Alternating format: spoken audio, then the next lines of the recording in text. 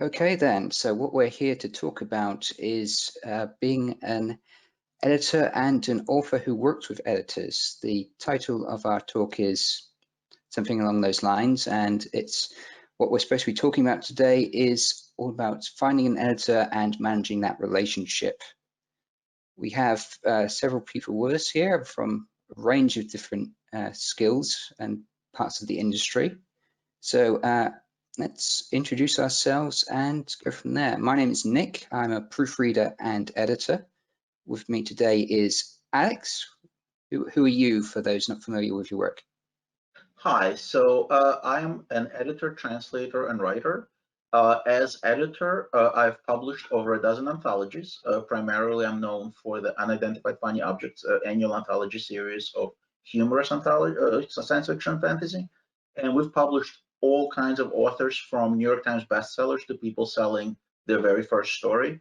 And I've worked with all of those authors to polish those stories up, edit them, and work with copy editors, proofreaders at every stage of the publication process until the book has been released. I also edit the Future Science Fiction Digest, which is a magazine that focuses on non-Anglophone fiction, and that requires a whole other layer of editing because often you're working with translators or with people for whom English is their second or even third language. So there's a lot of different challenges involved in there as well. Wow. Okay. We also have Ellis Johnson. What do you do? So I'm Ellis Johnson. I write dark fantasy and horror.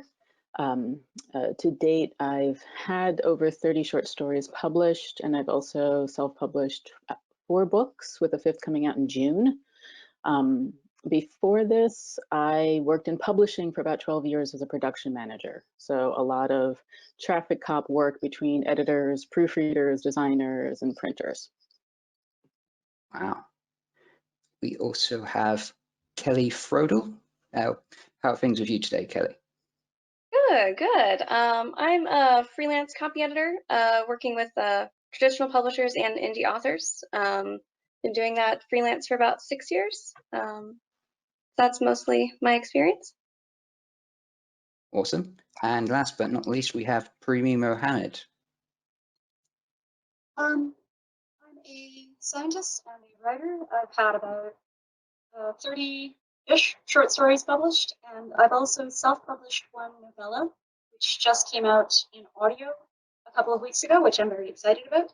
And I'm also traditionally published, so I'm kind of coming at it from both sides. Cool. So our first question to look at today is how does someone edit their own work? I believe it was Ellis, you had a lot of different thoughts about this. Why don't you start us off? So I think I've very compartmentalized writing and editing process, and I think what a lot of people think of as sort of self-editing, I just think of as drafting, as rounds of drafting. For me, editing kicks in when the story's on the page, at least all the things I want are on the page, and I start working either with beta readers or a developmental editor to kind of shape the story. That's more of what I think of as the start of editing. And then I also distinguish between that kind of developmental editing work and copy editing, which is when the story is really as far as I can carry it, and now we're just actually looking at prose, at grammar, at kind of continuity issues, things like that. Cool. Kelly, any advice for people that doesn't put you out of a job? Yeah. So I kind of view it the same way, where I think of editing as more when you're working with someone else to help polish your story. But with like revision, one thing that I like to do just to help polish things up before sending them to beta readers or make it as clean as I can, just some little tricks that I do, is changing the font. Helps you catch things. I know that's a pretty common one. And for me personally, printing something out and reading it on paper versus reading it on the screen really changes my brain as far as how I am reading what I'm reading. And this is more, I guess, for kind of copy editing rather than big picture revision. But those are just a couple tricks that I use. Nice. Primi, any more thoughts? yeah, I kind of do what Kelly does, except I don't print out the finished piece. I actually change it to an RTF file and send it to my Kindle. And then it sort of feels like a real book at that point. And anything that's really worked up about it, it's like I can kind of step outside my head and be like, oh, whoever wrote this, you know, this could have used some fixing, or this needed change. It kind of makes me feel like I haven't written it, and it's just a book that I'm looking at that could use one heavy edit. And I'm also a really big fan of the reverse outline, which I usually do in a spreadsheet. I'm a big outliner, so there's not usually as much developmental editing by the end, generally. But there is always that that copy edit to really polish it up before it's ready. Yeah, I've done the Kindle thing myself before. Alex, what's your method? So there's a lot of different tricks. My favorite is to actually, when you finish the story and you think it's all done, is to shelve it for a couple of days to a couple of weeks, depending on how much time you have on your project, how much time you can afford. The more distance you get between yourself and your story, the more mistakes you're going to be able to catch that you could never possibly catch if you just reread it right after you finished it. So just giving your just kind of putting it in the corner and giving it a timeout for a while will help out a lot, and then reading it again with a fresh eye, and you'll catch all sorts of things that eluded you otherwise. True. But those don't often help. So what are the signs of when you actually need an editor? Kelly? Yeah, I guess I have a little bit of a cheat answer to that one, which is just I think you always will want an editor if you're going to be publishing it and putting it in front of other people. Just because I think with defining, you know, self-editing versus revising, I think that self-editing is actually really difficult to do because your brain is so good at seeing what it wants to see and what you think is there, which I think applies to both developmental type edits and copy edits. So it's really easy to think that you have something on the page that is actually still just in your brain, whether it's character motivation or, you know, missing homonyms or repeated words and things like that. So I think through all the stages of editing, self-editing can be really difficult. So having these tricks to help do that is great. But the next step, I think, if you're going to be publishing is always to have someone else who isn't familiar with the story looking over your work. Okay, Primi, could you add to that? I hope nobody can see how hard I'm blushing because I've never actually used an external editor. Wow. And I thought that was an interesting thing possibly to bring to the panel. So, and again, I've only self-published one thing, but I didn't let anyone read it before it went out onto the Amazon platform, and I don't let people generally look at my stories and stuff beforehand either. But I would probably say, based on what I'm working on now, exactly as Kelly says, if you are reading the work and you find yourself maybe like skipping parts or finding yourself bored with things, or it's just kind of become wallpaper to you, you're not going to be able to change that in a substantive way because you can't see what needs to be changed anymore. It's basically turned into wallpaper. You don't see it anymore. So I think if you're rereading something and you've kind of lost interest in it, it probably does need an external editor. Fresh set of eyes. Of course. Alex, what's your perspective on this? So I'm kind of on the opposite end of the spectrum on this from Primi, in that I feel like even if you are yourself a professional editor, you still need an editor. So all of my longer work has been seen by at least 2 or 3 different people, from beta readers to editor to copy editor. And for short fiction, that's the only difference, where with short fiction, there's just no money in it. There's a lot less time involved in the process. So you have to rely on the publications editor to actually go over your work. And I think it's okay to submit short fiction that has not been seen by a professional editor. In fact, that's expected. But for longer works, I feel like you absolutely owe it to yourself and to your potential readers to have somebody who is an expert go over it. Cool. Alex, what do you look at? How do you tell if you need an editor? Forgot what Well, question I was I on. It's slightly different for each story. And for things that I'm sending out to short fiction markets, I don't necessarily, depending on the story, I may or may not have beta readers, but I'm not going to, hire an editor to go over it because I'm assuming that the magazine is going to do that they're going to have someone who's at least going to check my grammar and my spelling and all of that stuff. For the things that I self-publish, though, I do try to, the two things I try to keep the money for, if nothing else, is the cover and the copy editor. Those are the two parts of it. And I have yet to see a story or a book that doesn't benefit from at least just a light copy edit, just a second pair of eyes to read it fresh. I have done, I've had Google Voice read it back to me. I always edit on paper. I still miss things. Even the copy editor will miss things, but at least you're reducing the number of errors with every pass through the book. So true, all true. So our next question is, when you decide to look for an editor, what should you look for?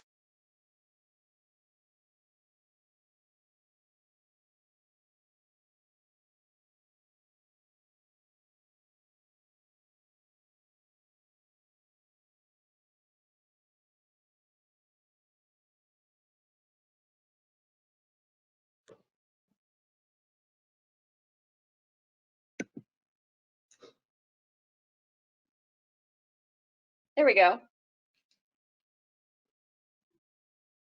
Sorry, I tried something to fix it and it broke it more. So. All right. I'm unmuting everybody. I'm sorry about that.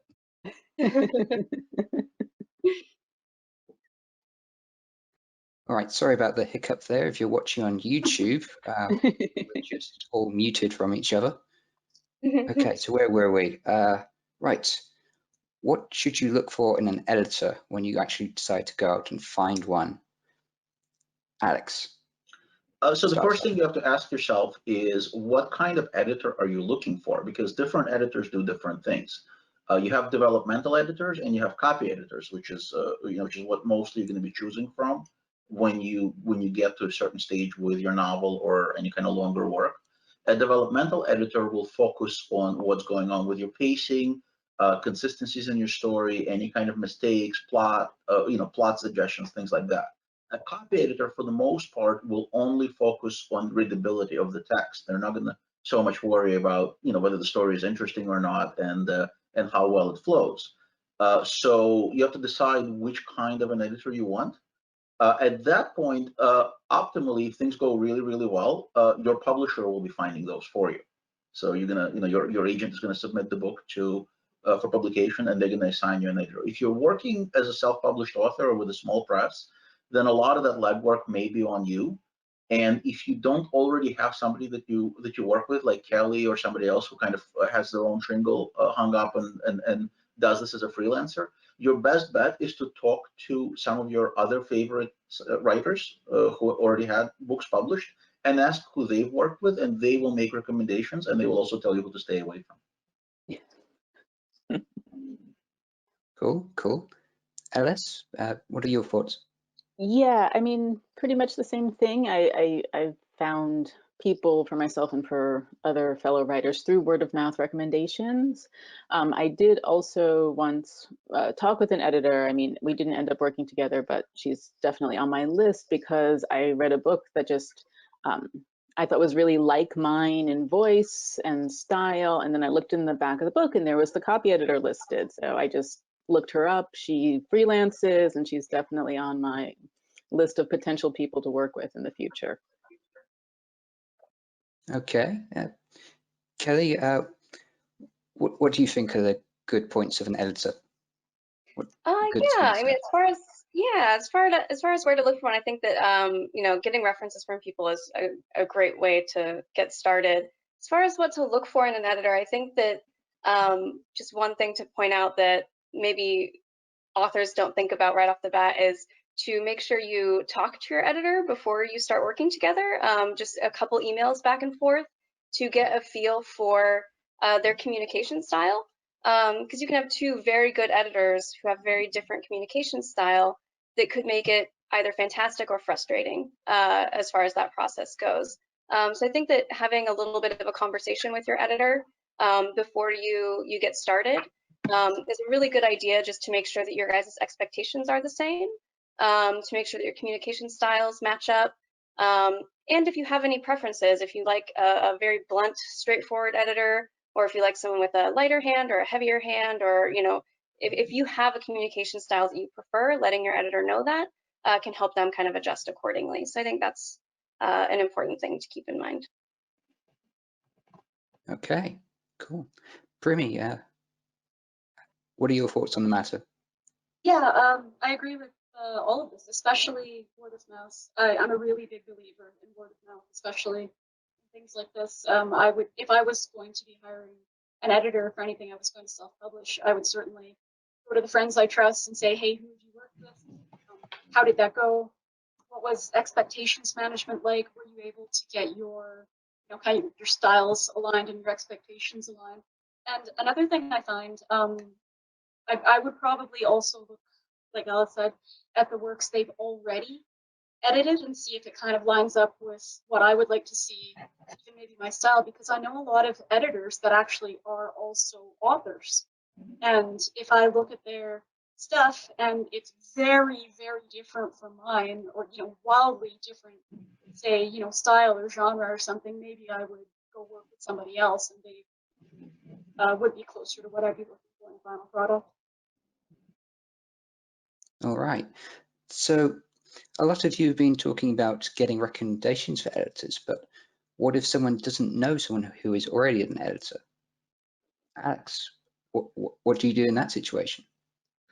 Well, again, some of the suggestions have already been bandied about. You can look at the books that have been published, as LS was saying, and see who edited those books.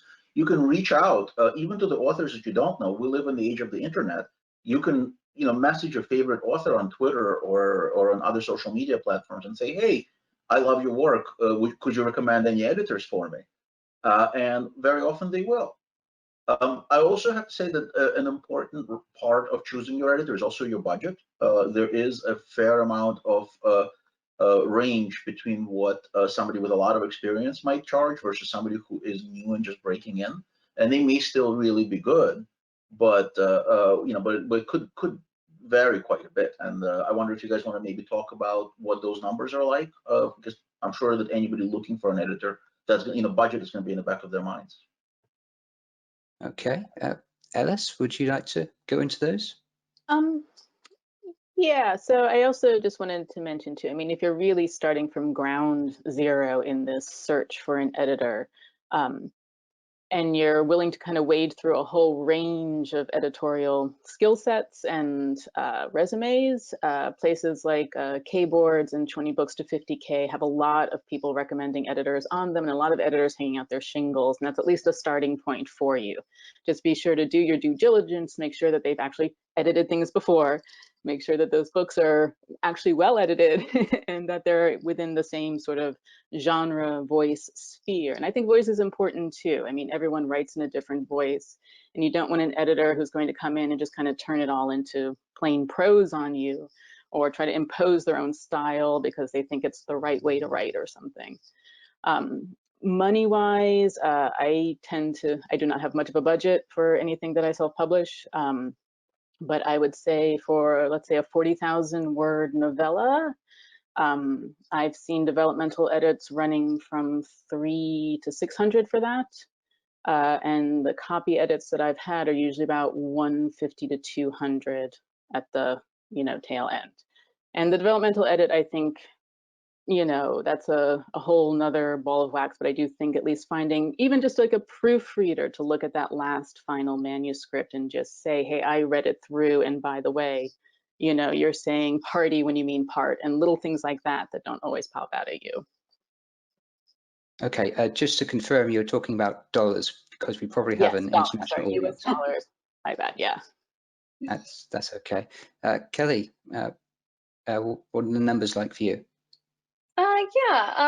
I guess I agree definitely that budget is a big consideration, and I think working with newer editors, an editor who has just completed a certificate program, who has some training, but not necessarily a lot of experience, is a really good way to find an editor who can work with you where it's kind of a learning process for both of you, and save a little bit of money. So I think that working with newer editors who are just getting started in the field is probably a really good budget option. More experienced editors do cost quite a bit more money. So just kind of keeping that in mind as far as what your expectations are with what you want to get out of the edit will kind of help guide who you want to be looking for.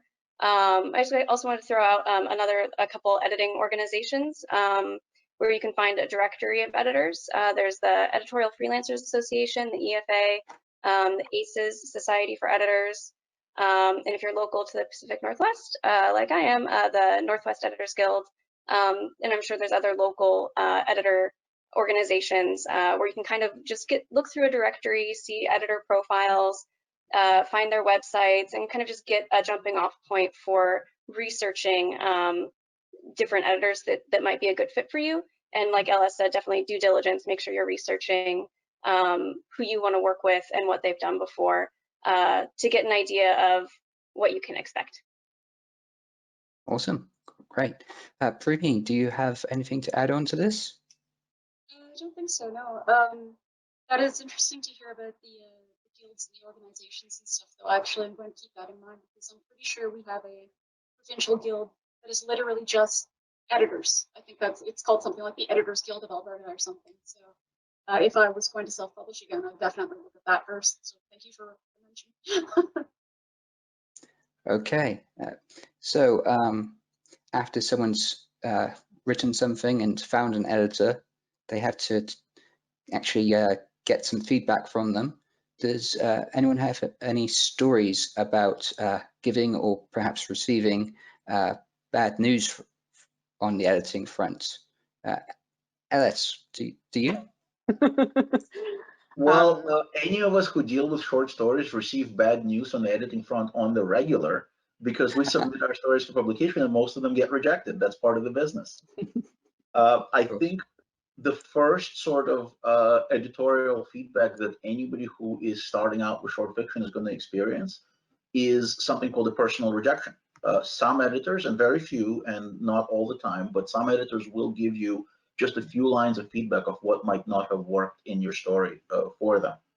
So that's probably going to be your first experience, and very often it'll weed out people whose skin is too thin to accept any sort of negative feedback on their work. They want anything other than a pat on the back, because the editor's job is not to pat you on the back. Their job is to make your story, your book, whatever, as good as possible. And so those of us who deal with open submissions all have stories of some guy, and it's usually a guy, writing back in a very, very angry screed that can be summarized as, "You don't recognize my genius." So this happens almost every submission period for every project, and those are the people that you know are not going to get anywhere in this business, because if they can't take something as slightly negative as a rejection, which is just par for the course, they probably will not be very amenable to any kind of editorial feedback at all. So we get that all the time, and that's probably the most common negative experience that you get as an acquisitions editor when you deal with short fiction. Okay. Alice, what's your experience in receiving bad news from your editors? I mean, other than the rejection thing, which of course, as you know, Alex said, everybody gets. And sometimes you get kind of weird rejections. I once had a lovely, very sort of half rejection, half revise and resubmit. I'm willing to work with you on this story. And this was a university journal. And he said, but I think you don't understand that there are no semicolons in fiction. And that's really something semicolons and colons are really something you only see in nonfiction. And he would be willing to work with me on the story to remove the semicolons, but he also thought that I might want to try taking a fiction writing class before I submit to, these kinds of journals and kind of learn the basic rules of fiction. So as much as you can have kind of weird submitters pushing back. You can also get some very weird editorial feedback by people who are on the masthead and have been for several issues. And again, you have to kind of make these decisions for yourself. Do you, are you going to work with this person, or are you just kind of say thanks, no thanks, and walk away from that? Okay. Kelly, what's it like from the other side? Yeah, I was gonna say I don't really have any stories about giving or receiving bad news. As a freelance copy editor, mostly, I guess maybe every copy edit is a mix of good and bad news when working with freelance authors. But yeah, for the most part, I'm not really giving bad news. I'm just kind of helping polish up a manuscript. I know that I've seen authors kind of dread the copy edit, but I feel like for the most part, I'm trying to. I remind myself when I'm giving a copy edit to occasionally insert comments of my reactions to the story itself, just here and there, to let the author know that I'm really enjoying what I'm reading, while also correcting things, just to let them know that I am enjoying their story, and it's all the red marks don't necessarily mean that it's terrible by any means. So yeah, I don't really have any stories of bad news. Mostly, I really enjoy my job, and I think that I like to think that I get good news. Okay. Primi,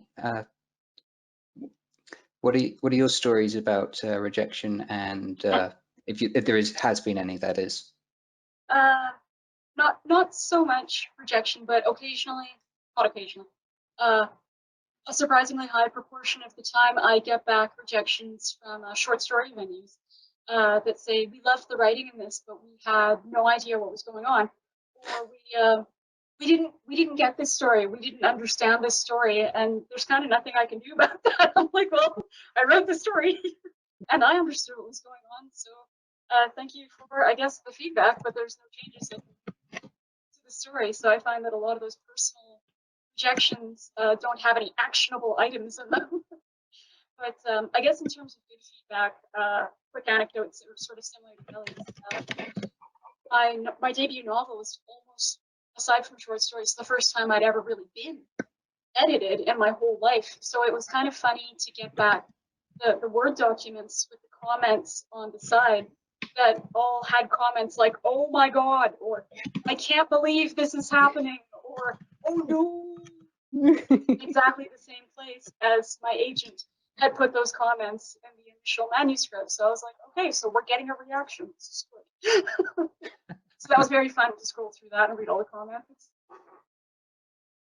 Wow, that's really cool. So let's try and end on a lighter note. It's the writer and editor relationship is a bit of a partnership. Any good stories about that, about real great collaboration or just appreciation for your partners?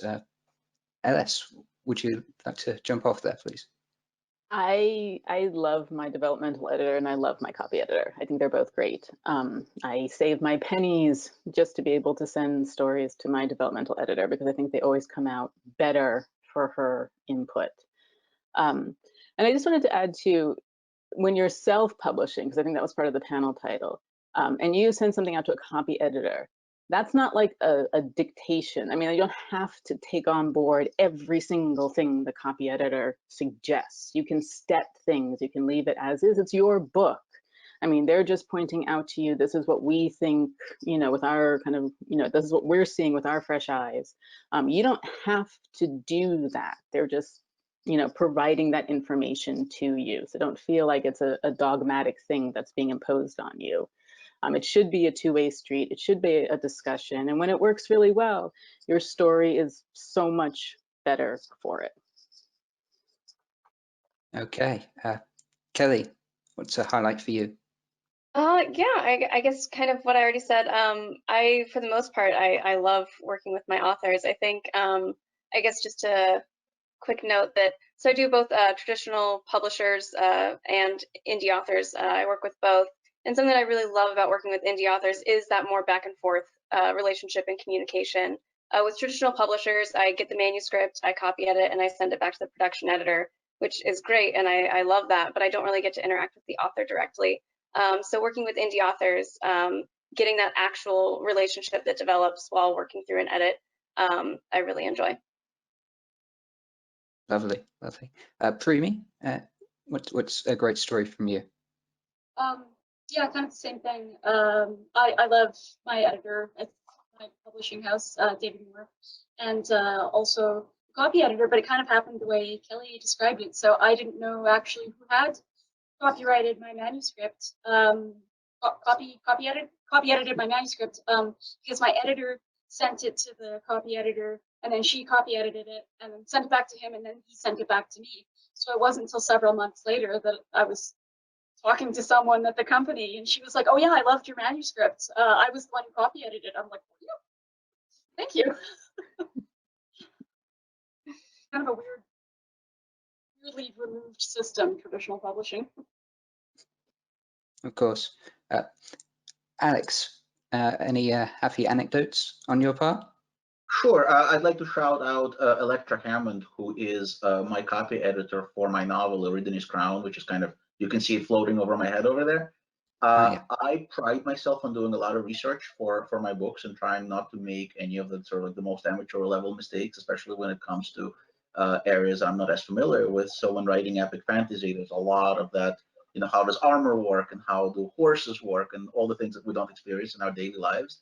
And I thought I got a lot of that right. And Elektra has such an encyclopedic knowledge of all sorts of things that I would not even think of to have researched. And she just definitely made the book at least 10-20% better by finding all these little things where she's like, well, no, you're actually quite agile in armor. It doesn't slow you down to the point where you can barely move, you know, off the horse and things like that. So there's a lot of little details that she was able to pick up, and it's one of the great relationships that you can have with your editor, in that they make your books better in unexpected ways. Sometimes it's not just about hunting down the missing commas.